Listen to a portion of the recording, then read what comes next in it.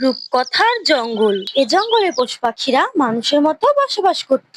সে সময় জঙ্গলে ধুমসে বৌদর প্রতিযোগিতার তোড়জোড় চলছিল। সেই জঙ্গলেই এক শেয়ালিনী শাশুড়ি তার ৩ বউ নিয়ে বসবাস করত। একদিন সকালে শেয়ালিনী শাশুড়ি তার বউদের বলল, এই যে বৌমারা, তোমরা এত খাবার কেন রান্না করেছো শুনি? কেন মা, রোজ তো এতটাই খাবার রান্না করি। তা না হয় বুঝলাম, তোমরা কি ভুলে গেছো সামনে বৌদর প্রতিযোগিতা? না মা, ভুলিনি। এটা তো আমাদের একটা আনন্দের দিন। এই দিনের কথা কি ভোলা যায়? তবে আরো একটা কথা মনে গেঁথে নাও, এবারের বৌদর প্রতিযোগিতায় তোমাদের মধ্যে একজনকে বিজয়ী হতেই হবে।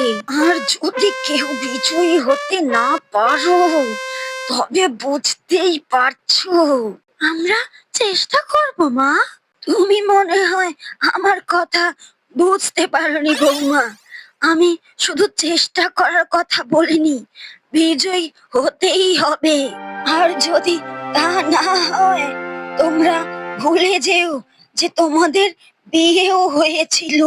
এ বাড়িতে তোমাদের আর ঠাঁই হবে নেকো, এই বলে দিলুম। শাশুড়ির এই কথা শুনে ৩ শিয়ালিনী বউয়ের মুখ ভয়ে পাংশুটে হয়ে গেল। ভয়ে জীর্ণ শীর্ণ গলায় ছোট বউ বলে উঠল, আচ্ছা মা, আপনি যা বলবেন তাই হবে মা। তাহলে শোনো, এখন থেকেই তোমাদের প্রস্তুতি নিতে হবে। এত এত খাবার আর রান্না হবে না এ বাড়িতে। শাশুড়ির মুখে এসব কথা শুনে ৩ বউই চিন্তায় পড়ে গেল। মনে মনে ভাবলো, শাশুড়ি কেন এসব কথা বলছে। বড় বউ আর মেজ বউ কিছু বলার সাহস পেল না। ছোট বউ আবারও বলে উঠলো, কেন মা, বৌদর প্রতিযোগিতার সাথে রান্নার কি সম্পর্ক? সম্পর্ক আছে। এখন থেকে তোমরা আর এত এত খাবার খাবে না। খেতে খেতে চেহারাটাকে তো গোল আলুর মতো বানিয়ে ফেলেছো। ওই যে ইঞ্জিরিতে কি যেন একটা বলে না, ছি ছি, ছিলিম ছিলিম। এখন থেকে ছিলিম হওয়ার চেষ্টা করো। এসব আপনি কি বলছেন মা? হ্যাঁ নয় বৌমা, হ্যাঁ, আর যা বলছি ঠিকই বলছি। শাশুড়ির মুখে এসব কথা শুনে ৩ শিয়ালিনী বউ খুব চিন্তায় পড়ে গেল। আর মনে মনে ভাবতে থাকলো, এ কেমন অন্যায় অবিচার। শুনলে তো দিদিরা, মা এসব কি কথা বলে গেল? হ্যাঁ রে ছোট, সবই তো শুনলাম। কি করা যায় বলতো? কি আর করব দিদি, মায়ের সামনে তো আমি কথাই বলতে পারি না। মা সবসময় কেমন একটা রাগি রাগি ভাব নিয়ে থাকে, দেখলেই আমার ভয় লাগে। আমারও তো ওই একই অবস্থা, কিন্তু এই অন্যায় আর কতদিন সইব বলতো? ছোট, তোকে কিছু একটা করতে হবে। হ্যাঁ দিদি, আর না, এবার কিছু একটা করতেই হবে। ৩ শিয়ালিনী বউ নিজেদের মধ্যে কথা বলছিল, আর ওইদিকে মোড়ল বাবু, আরে ও মোড়ল বাবু। আরে কে কে ভর দুপুরে চেঁচামেচি করে? আরে আমরা মোড়ল বাবু। আরে দিল্লু যে, তোরা এই সময় কি মনে করে? তা কি হয়েছে বলতো? এত চেঁচামেচি কিসে? গ্রামে সব ঠিকঠাক আছে তো? গ্রামে সব ঠিকই আছে, কথা হলো কথা তা নয়। দেখতে দেখতে যে দিন এগিয়ে এলো। তুই কিসের কথা বলছিস বলতো? আরে মোড়ল বাবু, বৌদর প্রতিযোগিতার দিন যে এগিয়ে এলো সে কথাই বলছিলাম। আরে হ্যাঁ, তাই তো, আমি তো ভুলেই গিয়েছিলাম। ভুলে গেলে চলবে, আমাদের জঙ্গলের ঐতিহ্য এই বৌদর খেলা। তাহলে তোরা আয়োজন শুরু করে দে। প্রতিবারের মতো এবারও আমি আছি তোদের সাথে। তাহলে চাঁদা তোলা শুরু করে দিই, কি বলো? হ্যাঁ হ্যাঁ, শুরু করে দে, শুরু করে দে। তাহলে আর যাই, অনেক কাজ করতে হবে যে, সময় নষ্ট করলে চলবে না। জঙ্গলবাসীদের জন্য সুখবর, জঙ্গলবাসীদের জন্য সুখবর। আসছে সোমবার আমাদের জঙ্গলের ঐতিহ্যবাহী খেলা বৌদর প্রতিযোগিতার আয়োজন করা হয়েছে। এই খেলার আনুষ্ঠানিক খরচের জন্য ৫০০ টাকা চাঁদা নির্ধারণ করা হয়েছে। গ্রামবাসীদের কাছে মোড়ল মশাইয়ের আবেদন, চাঁদার টাকা যত শীঘ্রই সম্ভব আমাদের পশু ক্লাবে এসে জমা দিয়ে যাবে। আর যে এই আদেশ অমান্য করবে তাকে জঙ্গল থেকে বের করে দেওয়া হবে। আরে বাহ, দিল্লু শিয়াল সকাল সকাল খুব ভালো খবর শোনালো। যাই যাই, গিন্নিকে গিয়ে সুখবরটা দিই, গিন্নি খুব খুশি হবে। খবরটা শোনা মাত্রই কিংকং ছুটতে চলে গেল বউয়ের কাছে। আরে তুমি চলে এসেছো, আজ যে খুব সকাল সকাল মাছ ধরা হয়ে গেল। হ্যাঁ গো গিন্নি, মাছ ধরে বাড়ি ফেরার পথে শুনলাম আসছে সোমবার নাকি আমাদের বৌদ্ধর প্রতিযোগিতা। ও মা, তাই নাকি গো? এটা তো খুশির খবর। হ্যাঁ, চাঁদা স্বরূপ 500 টাকা দিতে হবে। তাহলে তুমি দেরি করছো কেন? মাছ তো আজকে ভালোই পেয়েছো, মাছগুলো বেচে চাঁদাটা দিয়ে আসো গে। কিংকং বইয়ের কথা শুনে চলে গেল মাছগুলো বেচতে। হ্যাঁ রে ছোট, ভাবলি কিছু? বৌদ্ধর প্রতিযোগিতা তো চলেই এলো। আজ সকালে দিল্লু শিয়াল পুরো জঙ্গলে ঘোষণা দিল আসছে সোমবার নাকি বৌদ্ধর খেলা হবে। হ্যাঁ গো দিদি, ভাবছি সকালে মাছলি বৌদির কাছে যাব। ধাদিটা দিতাম কুরু কুরু কুরু গাই গানা নেচে গে আমার তো করার নাই মানা নাই মানা। কি গো বুড়িমা, এই সকাল সকাল চললে কোথায়? যাচ্ছিলুম একটু সাধু বাবার কাছে। তাই সকাল সকাল সাধু বাবার কাছে কেন? পানি পড়া আনতে নাকি? না না, কিছুতেই সত্যি কথাটা বলা যাবে না। আমি যে সাধু বাবার কাছে যাচ্ছি আমার বেটার বউয়েরা যেন বৌদ্ধর খেলা জিততে পারে, কিছু একটা বলে কাটিয়ে দিই। কাল রাতে খুব খারাপ একটা স্বপ্ন দেখেছি, তাই যাচ্ছি সাধু বাবার কাছে। তা না হলে যে শান্তি পাচ্ছি রে গো। তুমি যে কি জন্য যাচ্ছ বুড়ি তা আমি খুব ভালোই বুঝতে পেরেছি। ব্যাটার বইয়েদের বৌদ্ধর প্রতিযোগিতা জেতাবে তো, তা যাও যাও, কোনো লাভ নেই। এবার বৌদ্ধর খেলায় তো আমরাই জিতবো। ঠিক আছে গো বুড়িমা, যাও তাহলে, আমার আবার মেলা কাজ আছে। এই কথা বলে দুজন দুই দিকে চলে গেল। এরই মধ্যেই বুড়িমা পৌঁছে গেল সাধু বাবার কাছে। সাধু বাবা মনে মনে বলল, সকাল সকাল নতুন খদ্দের পেয়েছি। ও সাধু বাবা, আমায় এমন একখানা তাবিজ দিন যে তাবিজে আমার 3 বইয়ের এক বউ বৌদ্ধর প্রতিযোগিতায় বিজয়ী হবে। অবশ্যই অবশ্যই, তুমি কোনো চিন্তা করো নেকো। মা জননী এই সেরেছে, আমার কাছে তো এখন কিচ্ছুটি নেই গো। ভুজুম ভুজুম বুঝ দিয়ে টাকা খসাতে হবে। তা মা জননী, এই কাজে গুরুদক্ষিণা যে একটু বেশি হয়ে যাবে। ওসব নিয়ে আপনি কিচ্ছুটি চিন্তা করবেন না গো সাধু বাবা, আপনি শুধু আমার কাজটা করে দিন। আমি মন্ত্র বলে তোমার বৌমাদের জিতিয়ে দেব, তুমি শুধু দক্ষিণাটা দিয়ে যাও। সে তো বটে, এই নিন সাধু বাবা, এই দক্ষিণাটা রাখুন, কাজ হলে আরো দেব। টাকাটা দিয়ে শেয়ালিনী শাশুড়ি মা সেখান থেকে চলে গেল। শেয়ালিনী শাশুড়ি যেতে না যেতেই কিংকং আর কিংকং বউ সাধু বাবার কাছে আসলো। সাধু বাবা, সাধু বাবা, সাধু বাবা, সাধু বাবা, সাধু বাবা, সাধু বাবা, আমায় এখন তাবিজ দেন। আমার ঘরে আমি মেম্বার, আমার বউ চেয়ারম্যান। থুকু, মানে সাধু বাবা, আমাদের এমন একটা কিছু ব্যবস্থা করে দেন যেন আমরা বৌদ্ধর প্রতিযোগিতায় বিজয়ী হতে পারি। উফ, সকালে যে কার মুখ থেকে ঘুম থেকে উঠেছিলাম, আরো একখানা মুরগি পেয়েছি। সব করে দেব, তুই কোনো চিন্তা করিস না, শুধু দক্ষিণাটা ঠিক রাখিস। ওসব নিয়ে আপনি কোনো চিন্তা করবেন না গো সাধু বাবা, আপনি শুধু একটা ব্যবস্থা করে দিন যেন আমরা বিজয়ী হতে পারি। এই যে গুরু দক্ষিণাটা নিন, চিন্তা করবেন না, বিজয়ী হলে আরো পাবেন। কিংকং আর কিংকং বউ টাকা দিয়ে চলে গেল। সাধু বাবা তখন একা একা বলতে থাকলো, এই জঙ্গলের পশুগুলো বড্ড বোকা। সে যাই হোক, ওরা যত বোকা হবে ততই আমার ভালো। টাকা পয়সা নিয়ে এই জঙ্গল থেকে পালাতে হবে। এই জঙ্গলে আর বেশি দিন থাকা যাবে না। শিয়ালিনী বউ যাবে বাঘিনী বউয়ের কাছে শাশুড়ির অন্যায় অত্যাচার বন্ধ করার জন্য। বর্দি, মেজদি, আমি তাহলে আসছি।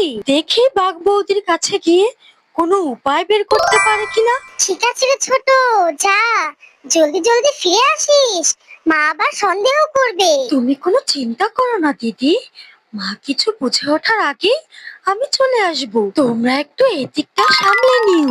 তা আমরা এদিকটা সামলে নিব খন। তুই এখন পা চালিয়ে যা দেখিনি বাপু। নিজেদের মধ্যে কথা শেষ করে ছোট শিয়ালিনী বউ চলল বাঘিনী শিয়ালের বাড়িতে। সবই তো বুঝলাম, কিন্তু বৌদর খেলাও যে আমাদের জঙ্গলের ঐতিহ্য। বৌদর খেলা কি করে বন্ধ করে বলতো? বুঝেছি, তোর শাশুড়িকে কিছু একটা করে জব্দ করতে হবে। যা হোক কিছু একটা ব্যবস্থা করো বাঘ বৌদি, আমাদের কোনো আপত্তি নেই। আমাদের তোমার উপর পুরো ভরসা আছে। এই অন্যায় আর কতদিন সইব বলো তো? আর বেশি দিন সইতে হবে না রে শিয়াল বউ, আমায় একটু ভাবতে দে। ভেবে দেখি কি করা যায়, কি করা যায়, কি করা যায়। কোনো উপায় পেলে বাঘ বৌদি? উপায় তো একটা পেলাম রে, কিন্তু তুই কি করতে পারবি? তুমি আমার উপর ভরসা রাখতে পারো বাঘ বৌদি, আমি সব করতে পারবো। আমাকে যে পারতেই হবে। শোন তাহলে। তারপরে বাঘ বউ শিয়ালিনী বউকে গুজুর গুজুর ফুসুর ফুসুর করে কি বললো তার শোনা গেল না, শুধু দুজনের হাসির শব্দ শুনতে পাওয়া গেল।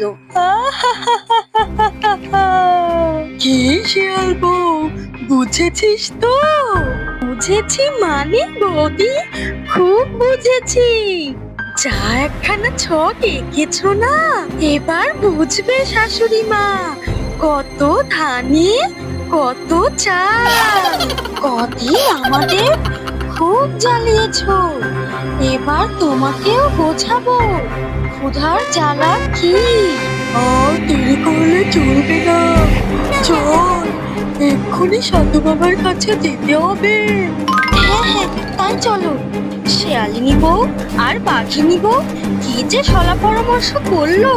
তারপরে তারা চললো সাধু বাবার কাছে। শিয়ালিনী বউ আর বাঘিনী বউকে দেখে সাধু বাবা মনে মনে বলল, খদ্দের বেশ ভালোই আসছে, আর কটা দিন থেকেই যায় এই গ্রামে। তা মা জননীরা বলো বলো, তোমাদের কি উপকার করতে পারি আমি? উপকার? হ্যাঁ, উপকারই বলতে পারেন সাধু বাবা। আপনি তো আমাদের প্রথম ও শেষ অস্ত্র। হ্যাঁ, যা করার আপনাকেই তো করতে হবে। ওদের মুখে এসব কথা শুনে সাধু বাবা মনে মনে বলল, যাক বাবা, এদের কথার মাথা মুন্ডু কিছুই তো বুঝতে পারছি না, পাগলের মতো কি সব বলে যাচ্ছে এরা।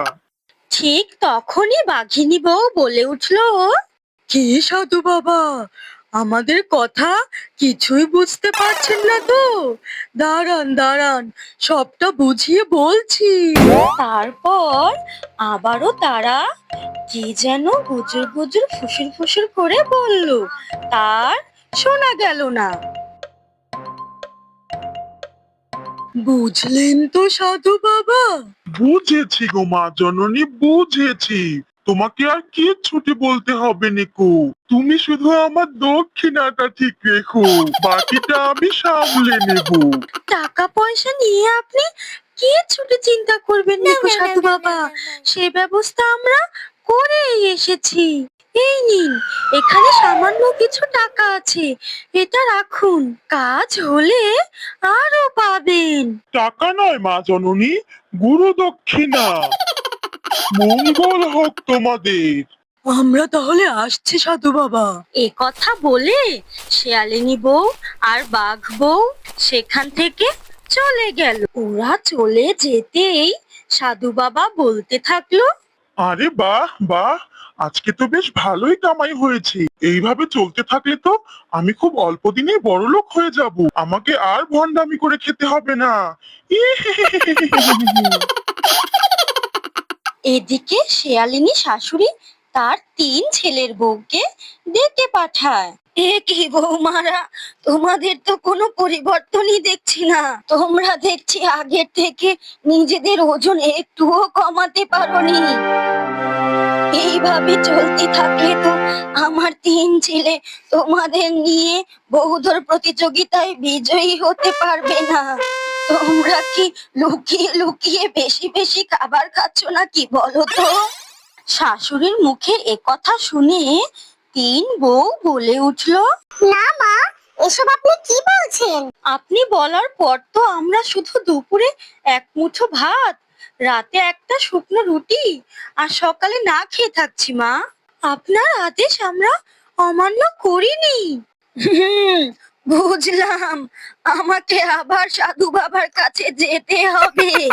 এই কথা শুনে ছোট শিয়ালিনী বউ মনে মনে বলল, যান মা যান, এখনই তো শুরু হবে আসল খেলা। আর ওইদিকে কিংকং আর কিংকং বউ সমানে জঙ্গলের রাস্তায় দৌড়াচ্ছে। বউ, বউ রে, এবার একটু থামো। আমি যে হাঁপিয়ে গেছি দৌড়াতে দৌড়াতে। আমি যে আর পারছি না কো। এই এই পোড়ামুখো, চুপ করো বলছি, চুপ করো। এইবার বৌদ্ধর প্রতিযোগিতায় আমাদের জিততেই হবে। মান সম্মান যা থাকছে নেকো। তুমি বেশি বেশি দৌড় প্র্যাকটিস করো আর আমি ছিলিম হই, তাহলে আমাদের বিজয়ী হতে আর কে ঠেকায়। সকাল হতেই শিয়ালিনী শাশুড়ি চলে যায় সাধু বাবার কাছে। আয় মা জননী আয়, আমি তো তোর অপেক্ষাই করছিলাম। আমার অপেক্ষা করছিলেন মানে? আপনি কি জানতেন আমি আসবো? এই সেরেছে, কি বলতে কি বলে ফেললুম। না মানে হ্যাঁ হ্যাঁ, জানতুম তো।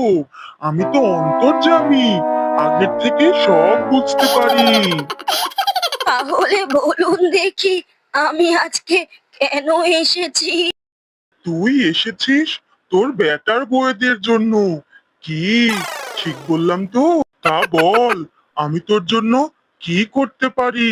সাধু বাবা, আপনি আমার বেটার বউদের ওজন কমানোর একটা ব্যবস্থা করে দিন।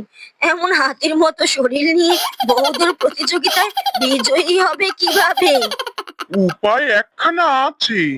তোর বেটার বউদের মধ্যে আমি তেমন কোনো আগ্রহ দেখছি না তো। তুই যদি চাস তাহলেই সম্ভব। কি করতে হবে আপনি শুধু বলুন। শোন তাহলে, তোকে যা করতে হবে, দুপুরে আলু সেদ্ধ দিয়ে এক মুঠো ভাত, রাতে দুটো শুকনো রুটি, আর সকালে খালি পেটে থাকতে হবে। কিন্তু সাধু বাবা, কোনো কিন্তু নয়, আমি আগেই জানতাম তুই পারবি নেকো। ছেড়ে দে ছেড়ে দে, বিজয়ী হওয়ার স্বপ্ন ছেড়ে দে। না না সাধু বাবা, পারবো পারবো। আপনি যেমনটা বলবেন তেমনটাই হবে। তাহলে আর কথা বাড়াস নি, দক্ষিণাটা দিয়ে চলে যা। শিয়ালিনী শাশুড়ি আর একটি কথাও না বলে সাধু বাবাকে দক্ষিণা দিয়ে সেখান থেকে চলে গেল। শিয়ালিনী শাশুড়ি বাড়িতে ঢুকে নিজের ঘরে গিয়ে বিছানার ওপরে যেই না একটু আরাম করে বসলো, আর অমনি হুড়মুড় করে 3 শিয়ালিনী বউ ঘরে ঢুকে পড়লো।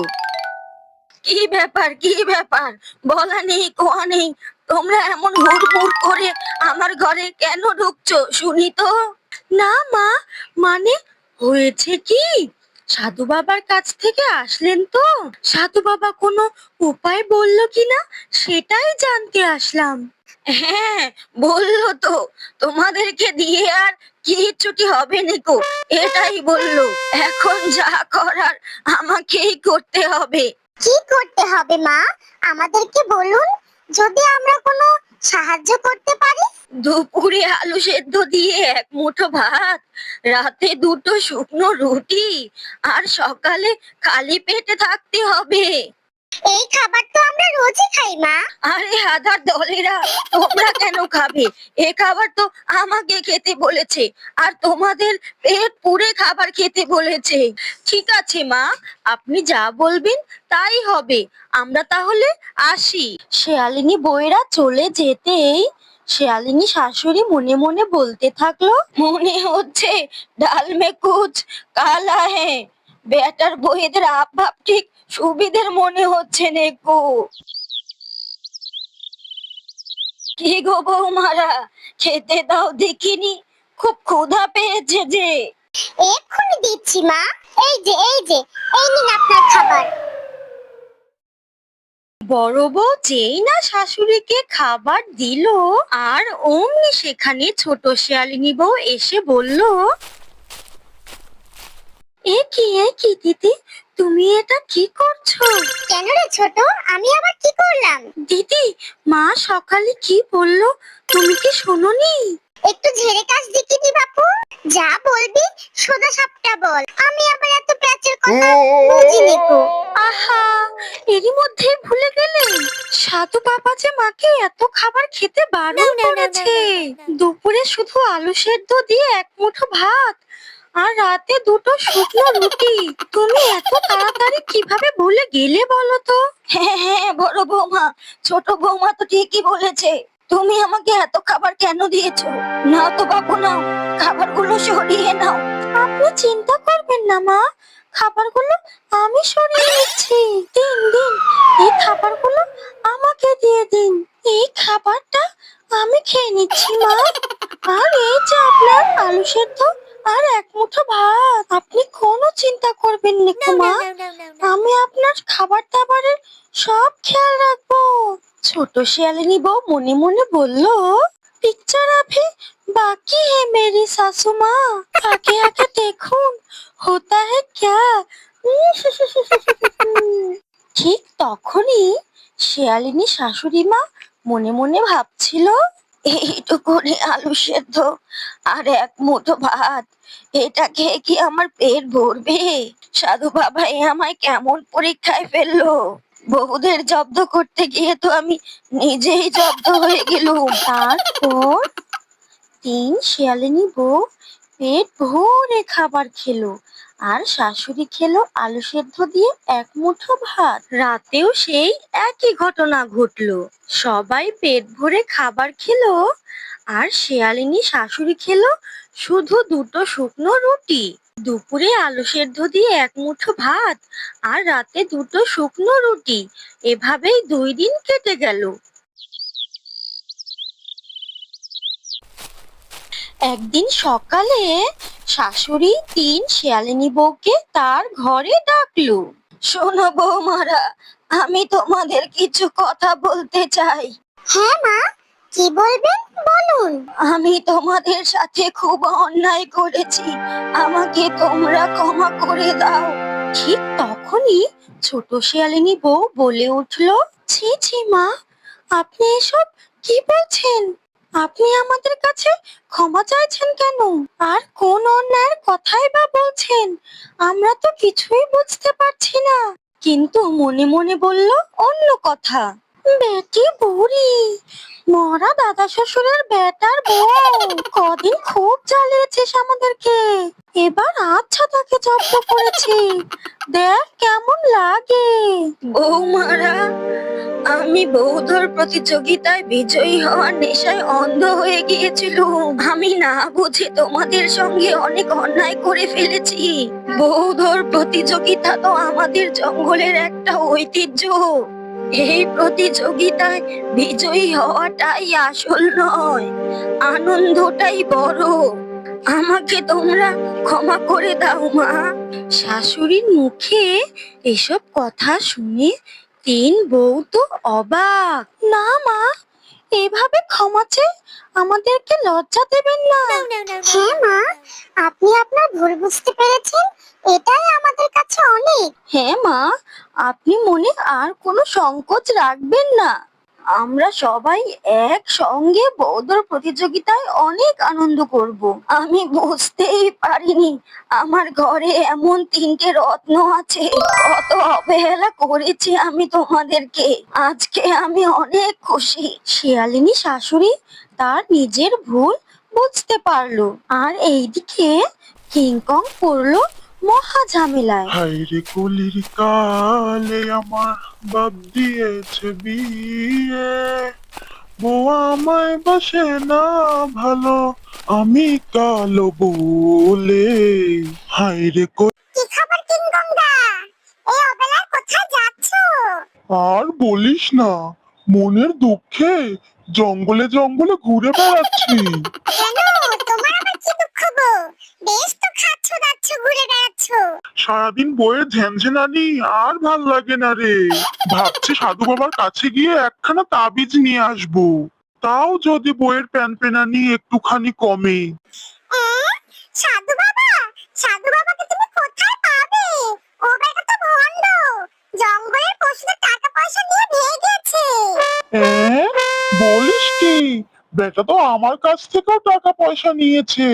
তোর সঙ্গে পরে গপসপ করব, এখন বাড়িতে গিয়ে গিন্নিকে খবরটা দি।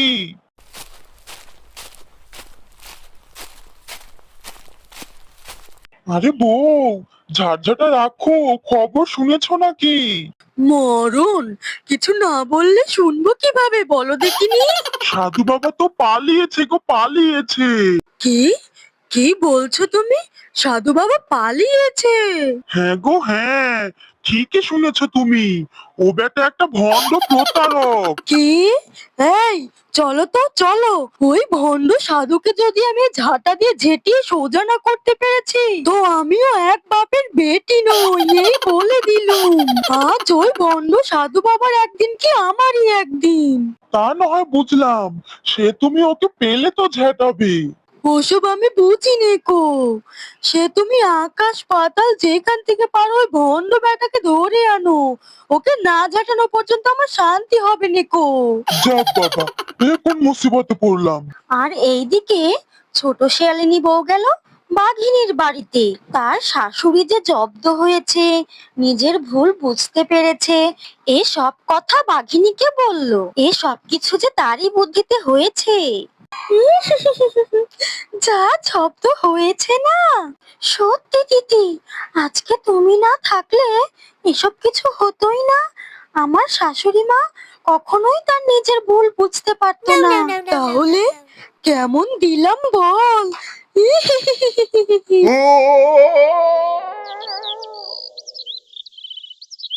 মোড়ল বাবু, অবশেষে সেই কাঙ্ক্ষিত দিন চলে এলো, কি বলো? হ্যাঁ রে দিল্লু, আর দেরি করিস না, চ চ মাঠের দিকে চ। হ্যাঁ গো মোড়ল বাবু, চলো, ওইদিকে আবার দেরি হয়ে যাবে। তারা সবাই একসঙ্গে মাঠের দিকে গেল। এরই মধ্যে মাঠে সকলেই উপস্থিত হয়ে গেছে। খেলার তোড়জোড়ও শুরু হয়ে গেছে। নে রে দিল্লু, এবার খেলার ঘোষণাটা দিয়ে দে। সকলে যে অধীর আগ্রহে আছে খেলা দেখার জন্য, আর অপেক্ষা করাস নে। হ্যাঁ গো মোড়ল বাবু, এক্ষুনি শুরু করছি। তোমরা সবাই নিয়ম শৃঙ্খলা বজায় রেখে খেলবে। আর একটা কথা মনে রেখো, ঘাট থেকে যে পড়ে যাবে সে খেলা থেকে বাদ পড়বে। এখন শুরু হতে যাচ্ছে আমাদের সেই কাঙ্ক্ষিত খেলা বৌদ্ধর প্রতিযোগিতা। Ready steady go. বৌদৌড় প্রতিযোগিতা শুরু হয়ে গেল। সবাই প্রাণপণে দৌড়চ্ছে। শুরু হয়ে গেল হাড্ডাহাড্ডি লড়াই। কে কার আগে দৌড়াবে, কে কার আগে পৌঁছাবে, কে হবে বিজয়ী, এই নিয়ে চলছে হাড্ডাহাড্ডি লড়াই। তাড়াতাড়ি দৌড়াও, কিংকং যে আমাদের আগে চলে গেল। দৌড়াচ্ছি তো গিন্নি, কিন্তু কিছুতেই ওর আগে যেতে পারছি না। ও বেটা যে এত দৌড়াতে পারে আগে জানতাম না। তুই যতই চেষ্টা কর বুড়ির বেটা, আমার আগে কখনোই যেতে পারবি না। ওদের মধ্যে চলছিল তখন হাড্ডাহাড্ডি লড়াই। আর এইদিকে বাঘ আর বাঘিনী চেষ্টা করছে সবার আগে দৌড়াবার, কিন্তু বাঘ বেটা কিছুতেই তা পেরে উঠছে না। ইতিমধ্যেই বাঘ বেটার খুব কাছাকাছি চলে এলো সন্দেশ শিয়াল। ও গিন্নি, সবার পিছে পড়ে গেলাম যে, কি করি বলো তো? আরো জোরে দৌড়াও গো, আরো জোরে দৌড়াও। সবাই যে চলে গেল আমাদেরকে পেছনে ফেলে, তোমাকে নিয়ে আর পারি নে গো বাপু। প্রিয় জঙ্গল জঙ্গলবাসী। আপনারা দেখতে পাচ্ছেন ইতিমধ্যে আমাদের কিংকংদা সবার আগে এগিয়ে আছে, কিন্তু দেখার বিষয় এইটা কিংকংদা কতক্ষণ সবার আগে এগিয়ে থাকে। ওরা তখন তুফানের মতো দৌড়াচ্ছিল, কে কার আগে যাবে এ নিয়ে চলছিল তুমুল লড়াই। দৌড়াতে দৌড়াতে একটা সময় কিংকং আর কিংকং বউ ধাক্কা লেগে পড়ে গেল। দেখেছো দেখেছো, ওদের কত বড় সাহস, আমাদের ধাক্কা দিয়ে ফেলে দিল। যা, এইবারও আমরা বিজয়ী হতে পারবো না। অবশেষে জঙ্গলবাসী বিজয়ীকে পেয়ে গেল। সন্দেশ শিয়াল আর বাঘ দুজনেই হলো বিজয়ী। বন্ধুরা, আমাদের আজকের গল্পটি কেমন লাগলো কমেন্ট বক্সে জানাতে ভুলবে না কিন্তু। আর হ্যাঁ, মজার মজার আরো এরকম কার্টুন দেখতে চাইলে আমাদের চ্যানেলটি সাবস্ক্রাইব করে পাশে থাকা বেল আইকনটিতে ক্লিক করে দাও। Bye bye.